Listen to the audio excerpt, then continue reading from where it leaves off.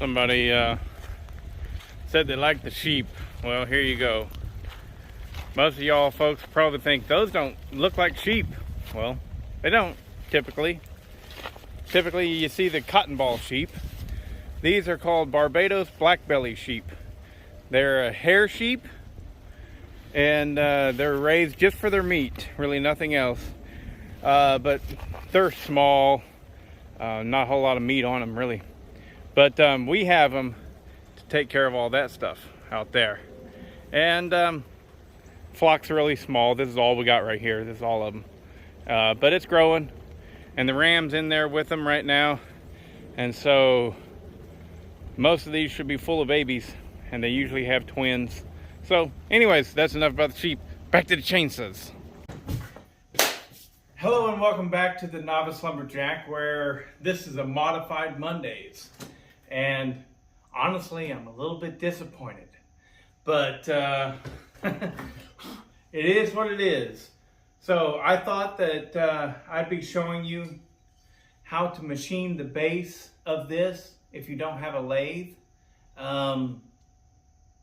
But this is the first time I've ever done this. I have heard about it. I mean, I've done it on little stuff on whenever, over a decade ago, whenever I just had to true something up, and that's about it. But in this situation, we're actually removing material. We're not just simply truing something up. So what's going on is I am working on my first truly ported cylinder. I've got everything set up nicely and everything, but in this video, you're just going to be looking at this piston top. So this piston had a lot of carbon built up, and for some reason in the casting, it had a dimple right in the middle. Well, like a lot of people with OCD, which I'm not saying that I have, but I have symptoms. I felt a need to remove that dimple completely. And so I have spent, I'm not kidding you, at least one full hour, probably more like an hour and 15 minutes, sanding the piston top on this. And now I'm just now moving to this to clean it up. So this right here is 150 grit, 150. And over here, we're looking at 220. So I'll clean it up with 220, and then I'll go to Scotch-Brite just to smooth it out. No big deal. But this piston is going to go on the 54cc Poland small block high top. And it will be a giveaway saw. But I'm trying to learn how to be a great porter and polisher of chainsaws. My lathe is chattering really badly whenever I cut with it. There's parts to be ordered, and I know you guys want to see stuff happen, and you want it to happen quickly, but all of this stuff takes time. I can only move as fast as I can, as fast as my wallet will allow me to move, as well as this is not my full-time job. I have fun doing this and sharing it with you guys. So anyways, this right here, this piston is for a 54cc Poland high top, and it's a small block Poland high top. So the saw itself was actually a 305, which is only 49 cc's. And I took that chrome bore cylinder off, and I am going to be replacing it with an aluminum bore cylinder, this one right here, which I spent a lot of time cleaning this up today as well. And it's looking good. It's really good. But this is a bare aluminum bore. There's nothing wrong with it. They last. They're good. And a chrome piston. Usually, whenever you're talking about high quality saws, they're the other way around. Bare aluminum piston, chrome bore cylinder. So, but in this one, Poland was looking to save a little bit of money, and so they made chrome piston bare aluminum bore cylinder. They do sacrifice a little bit of performance, but it's not much. It's really not much. But they do work. You know, this setup is nice. So I got this one right here cleaned up really good, this cylinder, and then I started cleaning up on the piston. And I just kept going and kept going and kept going and kept going because I wanted to really clean off the top of that, the top of the piston. This one right here was probably slightly domed. No, it's definitely no longer domed. I've spent about an hour going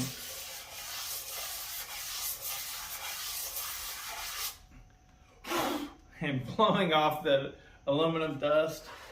Now I'm over here on the 220 grit, and I'm going to show you what to do. That's a circular pattern, and that's fine and dandy. You just don't want to stick with it. You want to try and go circular the other way. You want to turn the piston so you're holding it in a different orientation. The best way to do it is figure 8.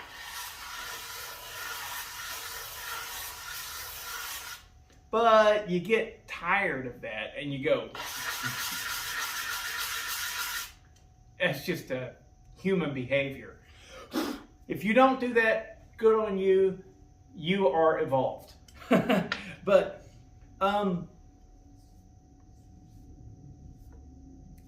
the dealio is if you don't have an actual good working lathe, which even though I have a lathe over there, it's not a good working lathe. I've got to do some fixing on it and get it to cut right and everything. And that's why I'm doing this by hand. And so you can do stuff like this by hand. This cylinder right here, you're going to see me largely do this by hand. It'll probably be a week from now, you know. But to machine the base of this cylinder,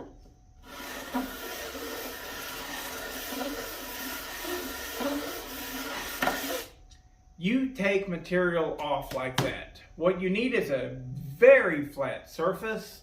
Most people don't have a millwright's table. I spoke about that in a previous video. But you can find a nice sheet of glass, right? And this glass is really nice and flat. This is about 1/4 of an inch thick. It's a good surface to work off of. I originally had planned on doing a spray adhesive and then gluing the sheets of sandpaper down. But was it you, Mr. Somebody? Tim? I don't know. Somebody was like, no, just tape them down. And I was like, oh, I remembered. You got to realize it's been over a decade since I did anything like this.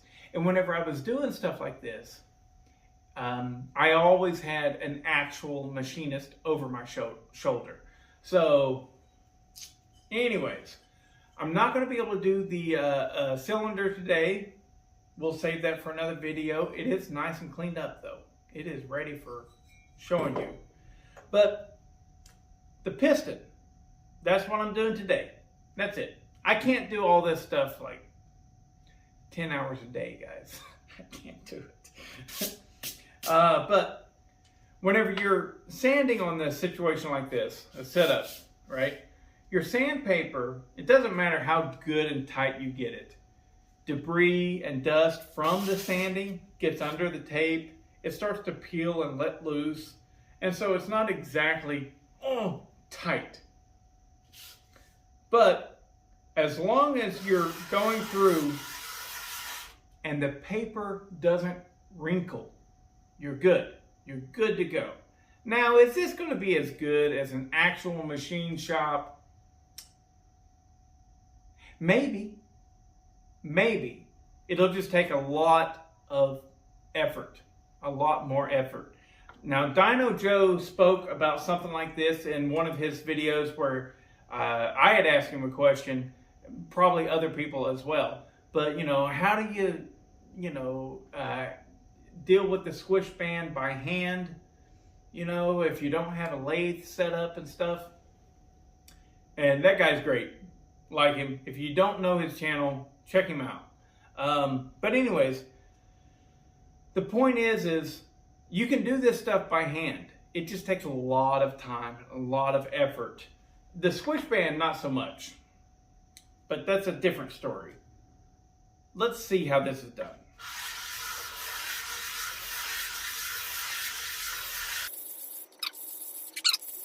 If you push too hard, it's likely that you'll get a chatter.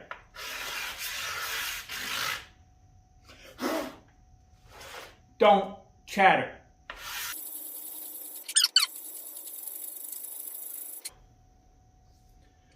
Now, at this point, I have already worked on this piston for literally over an hour. And it's finally at the point to where I'm going to hit it with just some, what is it called? Scotch-Brite. Now I have two different levels right here. Red Scotch-Brite, that's a medium coarse, and gray, more fine. You can find this stuff, you might be able to find it at like a Home Depot, but you can definitely find it at paint supply stores that sell automotive paint.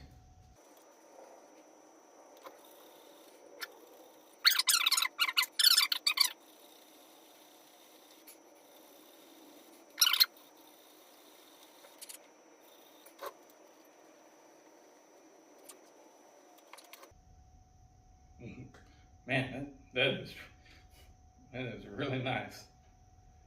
Yeah, that is really nice. But I'm going to grab some, I don't know, 2000 grit. Let's go ahead and spit on it. Give it a shot. If you're watching this video, you've done stuff like this too.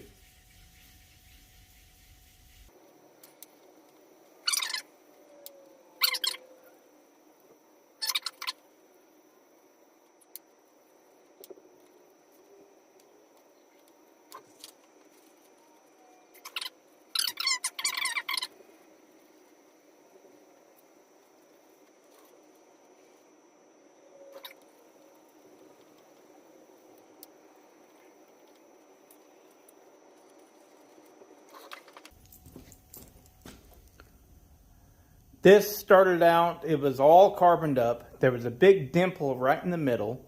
I don't know how much I took off of it. I don't know. But I do know that it was a considerable amount. Probably between 5 and 10 thousandths of an inch. I don't know. Maybe it wasn't that much. I don't know. I didn't measure it. But yeah, I would say there was at least 5 thousandths taken off that. Probably close to 10. I mean, it was a lot of sanding to get it down flat like that. And normally, that's fine. Done. I would think, I mean, it's, okay, if you've been watching this channel, you know that I'm not a pro, okay? So, but I've been around the block. I'm no spring chicken. So I would say that is good. Done.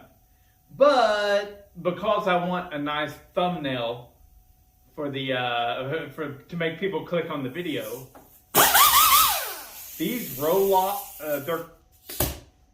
called roll lock Scotch-Brite pads. You can buy a setup of these. Heck, I think you can buy them at Walmart.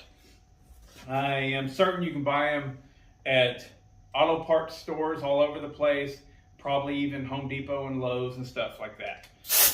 They are fantastic. So I'm going to polish up the top of this with this.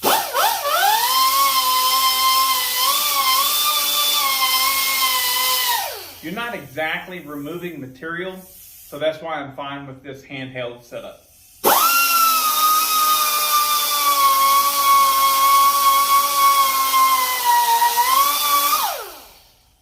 Watch out, you'll get yourself.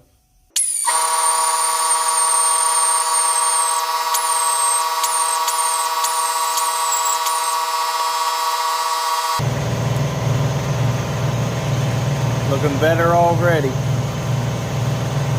Now I have a rubbing compound. This is by 3M. It's old. It's literally 15 years old-ish. 16. It's old. It's called Perfect 2. Anyways, it's a rubbing compound by 3M. Again, you can buy this stuff at the paint store. The rubbing compound, the whole point of it is to cut. It actually, you know, if you follow painting, car painting, motorcycle painting, any kind of real painting, not house painting, that don't count. If you follow anything like that, then you'll know the phrase cut and buff. So this is a cutting compound. It actually, I don't know, probably about 4,000 grits, something like that. So we are cutting away material. But it's gotten so old, it's in really, I mean, it's really bad.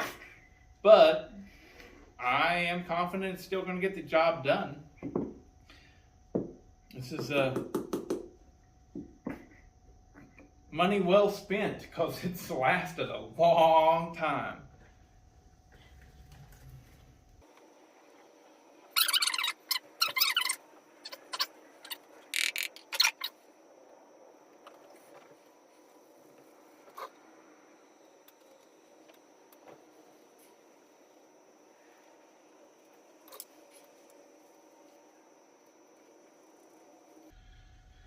All right, now we'll do some buffing or polishing, glaze.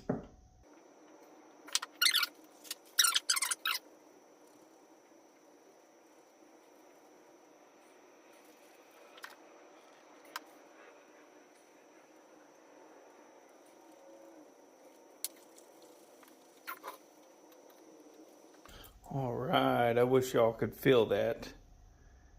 I know you can see swirl marks. I know. But this is all by hand, and it feels magnificent. It feels magnificent. It is so good. All right. So this piston is definitely, God, it's so smooth. Because you can see swirl marks in there, I mean, it's just, this is the top of the piston, guys. This isn't the paint job. I am very happy with that. I look forward to putting this saw in use. I also look forward to giving this saw away. That's fun. Hopefully it runs fantastical. But I definitely need to buy new rings. I thought maybe I'd be able to use the old rings. Oh, Ryan, if you're watching this, this is from the saw that you gave me. The black Craftsman 3.3. Yeah, the cylinder and piston were both fine, as far as I could tell. I mean, yeah.